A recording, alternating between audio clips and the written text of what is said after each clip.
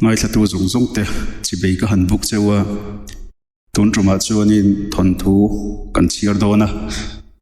cũng sáng thì xong bạc của borwell khăn thuần thú cái dịp về phố tổ trì na chung cái thuần thú dịp ta chú đi barsten cắt tên mình lo chia sắp về tổ trì na thì cho nên tuần trùm hiện nên accident na vàng in pon chuộc lấy thấy lâu in hùng rây ta cái trăng khăn có toa thì ring ngót chú tin pasal làm bằng thuần thú hi cái hành dịp tràn về lệ anh ngay là tu tập mình lâu lụt sắc ngay cả bây giờ chú tí ruột chú nên in support nó lụt tắc để khăm mình bẹc cả bây giờ bốc cái hành gen bốc chú này thì chú tuân trùm cần thuần thung ấy lạc tổ hi ala say vắc đòn lova phật pasal cha nắng thật sang phật lubo các khodai kilkarami hiền câu bằng mình pha thế chú cô tí ruột lạc ngắm anh mò ngồi tập rõ xem nó chỉ một đòn khó bị tiền nở rôm vùng chú áo lung lung nở rôm vùng hi sĩ zol khalal ni in lal pin azet mai mi chia le mi thakar da zau tak mai mi ania iwang tak hian a khomi pui pachia le mai thai te po hian shom anti in pembo hil te po an lo tum to thina ma se chung pembo tum man chuwa le ta chu shem na tak tak pe in a then te pe chu nan nun na lu tak te po an chan pha hil thina ni nở rôm vùng chun fa rol tar than sa nga chu han an ko ai nga ya nge nang fa son lu bo khian kami thafa ta chunga ikut thiari lo lek ngam tak chule tuna hian ngai dam dil rang mai ro a han te khur khura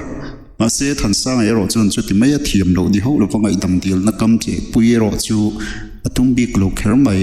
anila taka hemini hian than sang ale athrian ei thai pathen khat mi pali te chuan an khusi zol tlak lam setlak mol an ti lama chuan sawa an ve a bung kung lian zet lera tuklo chu than sang hian per tha in rang takin azuk char ngala hetia sawa per thak chara ale chole lam hi an kho upamin fapa chapo zet mai thang dul le athian ta chuan an lo zuk lu po ve chi ani thang dul chuan than sang a sabron khai chhowa wa chu pi thlak sak nokin he chu ka chan pol a han tingal zata ma se chu ti maya asalak in ne chu tir chu than sang a chun lo tum bi khau lo thang du le te hian he tiang hian voi tam an khomi chefa te thang o le per thak sa te chu an lo ne chu to thina ma se an lal pa mi zia an riat chian em awang le an khuwa mi sia le ni tha in kar zak zia an riat vai kar awang hian siman nekin an zol kai tul zok ani than sanga chuan chu ti maya asa per thak ngai mai chu cha na tum bi khau lo thang du la kutami chu han phit khavele ngata chuta thang du la chuan akhati zongin mo kan ti dona tunge kan i hriam nang dai kilkar mi chetang rang fa hian ka kong ilo kham ngama mo khoinge ka han bin zek tiang che ti pa chon than sanga chu han bo ngal ruaka ma se heta zet zong enga ma alo ngai lo midang fa te ang tho tura lo da than sang ero rin ang alo ni ho lo thang dulan a in ring lo lai ni turanga ya han bo che chu than sang chun rang mang khengin adar chung lama puliam vokin leya chuna han bin thal huang tamaya chu ti rol chun than sang chun thang dulan nar kon tak mai chu achum chil bur mai boka thang dulan nar tang chun thilar tak aron bumal zoi mai ani hetil wang hian ania tun tuma po hian lal rum vung hi athin rim em da chan chu hulle ni te liam ve zela than sang po chu tuna chuan zolbu kai rol lo ni veta arwal puite zinga atlon tlaya thaina mela thavur tia soitur ni silawin lengi telung la ya ero atlana theile ani sizol khu hi an pasal thakwal kai po lung thuzat ai tamma anneya an lalin azir buka heng an pasal tha te po hi mi chungtla kan chingin pachia le chan hei te ta ni ro in na tur an ni lo hle a lusei pasal tha te zia lo zetin an nun na chia in me chelama ni se an hlein an du zong to chu than thi pal rol atanga pom lai nei thlengin dai lama hluliam chot chang te po an nei thin ani lal hna an han thlen ve thin na ma se lal ber hian an ni hi kan khodai ngul sa le ral ma thlamong amin siam tu te an ni e tin an thlawang lo ho le thlur thina lal hna thlena thu boi la boi lak mi apo an ngai to lo hial ani lalle pasal tha ten hetianga an khomi pui ta chunga an che thilai ro hi chuan pasal tha tuai tir pasal tha chhir ve tran minun ngil zet a chet phung renga pasal tha dik tak zekai ngei mai thang lian chuan an pasal tha rualu zok tale lalle khon bol te che dan chuan azia amil lo thil hle a hei wang tak hian a theiang ang hian farra le pachia te aru ka tran pui po aching hle ani ma se heng thu te po hi lalle upa ten an lo riat chuan an ngai dan ani lo kher mai lai khat chu thang lian ate na chuan tlangau pa hi ron tek lut no la thang lian nu chuan tlangau pa chu eng titia kanin chung te lo chuang kai nge moi ni le enge thupui pangte omta emni tina lo chon wara tlangau pa chuan a eng thupui pang ma omlo ve hei kan pasal tha hilalin zanria bar nulama kaina han chung kai te se tia karon ril mai ani e hei zanria bar te hun don ka kal le ngal mai ange tin chuak le ngal wuta thang lian anu chuan a eng titia lal chuan ko cha chun ni mo tin thang lian chu han en ha thang lian a po chuan anu lam hoi pa chuan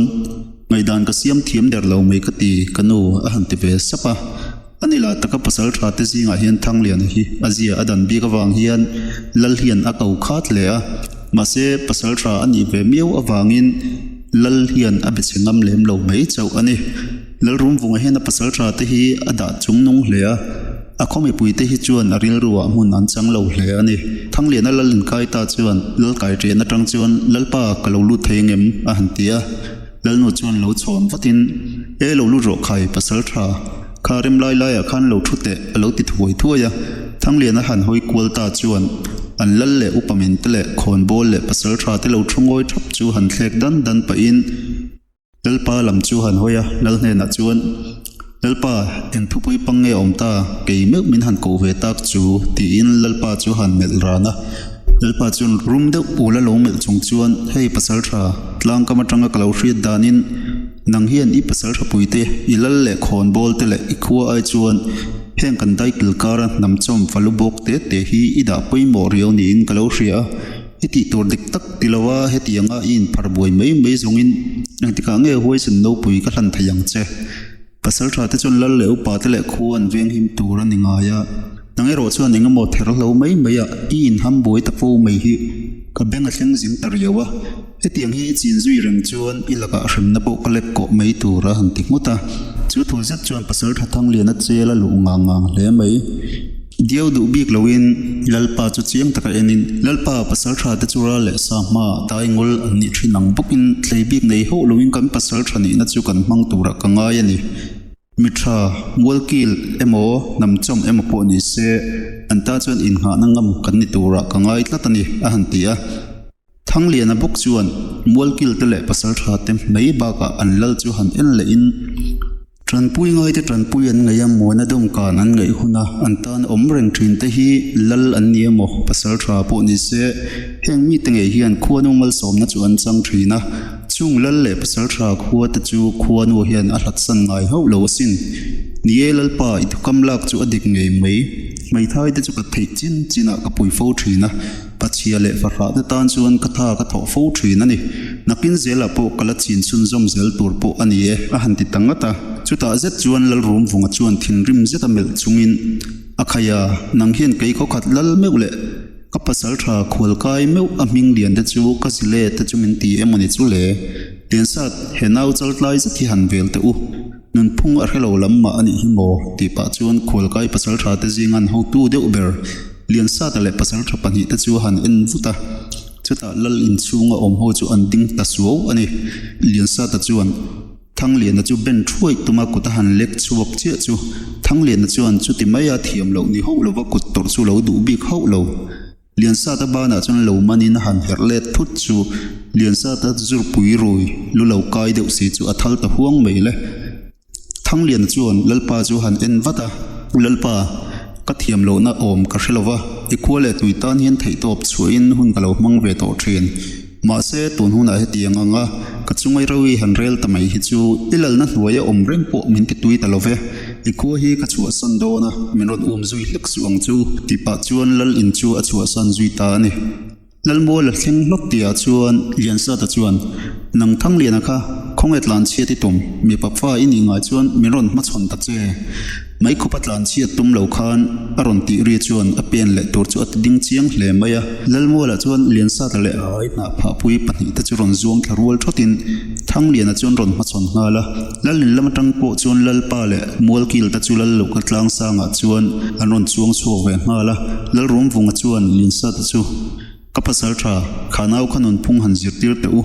chinto kum lo le khan lal le upa te zana chang hre lo mi te chan tur chu han hriat tir mol te u aron te lung lunga số thì lại chọn tlang wal then khát te po ron tlan thlengin lal le pasal tha te lakat lak tum taka khosa an lo ni bok nen khoi nge chu tianga lal le kan pasal tha te me lung oi lo siam tu chui han zilila na mai lom tin thubul bal hramang leilu chuan an ron por ve hle mai a chu zan thlabial zan eng rui noya chuan si zolal mola chuan pasal tha pathum le tual wal pasari ta chuan pasal tha thang lian a chu lal thupek anga tum chuan an din hual thapa ma se heti lai hian tu ma hian riam rei ero an keng ho lo hei chan bernial lang chu lalin kai sa thlia mai tuma kal an ni awang ani ber ome chu tianga si zol tlang wal mi som don ten pasal tha thang lian a zil tuma an din hual trai lai chuan